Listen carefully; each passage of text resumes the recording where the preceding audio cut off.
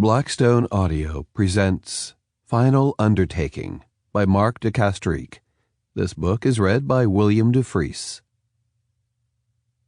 For My Father, Arch. Chapter 1. The banjo's bigger than the picker. Susan laughed and sat up her folding chair at the edge of the curb. She motioned me to do the same. About 20 yards away, a portable stage decorated with red, white, and blue bunting stood in the middle of Main Street. A tow-headed boy of no more than 6 climbed up on a wooden stool. An old man in bib overalls handed the youngster a 5-string Gibson and then tucked his fiddle under his whiskered chin. I settled into the comfort of my canvas camp chair. That kid's probably been playing banjo since before he could walk. Same goes for Great-Grandpa. The Dickens family's been calling square dances around here for over 60 years. Susan sneezed. Well, I'd like to do-se-do if I can breathe. She pulled a nasal inhaler from her jeans pocket and gave a shot up each nostril. Nothing worse than a summer cold.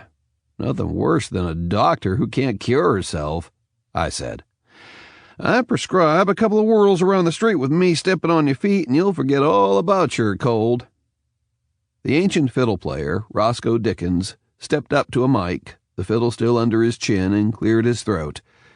Thank y'all for coming out this evening. It's good to be back in Gainesboro. Back in Gainesboro? Roscoe made it sound like they'd been on a world tour with the Rolling Stones. The family lived on the outskirts of the county, and my funeral home, Clayton and Clayton, had been burying them as long as they'd been picking and grinning. He introduced the rest of the family, granddaughter on mandolin, a son on guitar, grandson on bass, and granddaughter-in-law on flute. She had to be an import from the Brevard Music Center. And finally on banjo, little Roscoe Albert Dickens IV. I sure hope they called him Al. Our first number's down yonder, and we've set this one aside for the Laurel County Cloggers. So step back, give 'em room, and we'll commence the square dancing shortly. From across the street, a group wearing yellow plaid shirts and dark blue pants broke into precise lines 3 deep and 6 dancers across.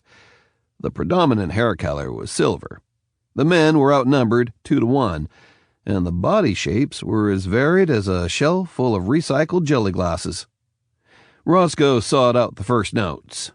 The band kicked in, and 36 metal-tapped shoes started pounding out an intricate rhythm pattern. Folks lining the curb and the sawhorses that marked off the dance area clapped along. Every face. Sample complete. Ready to continue?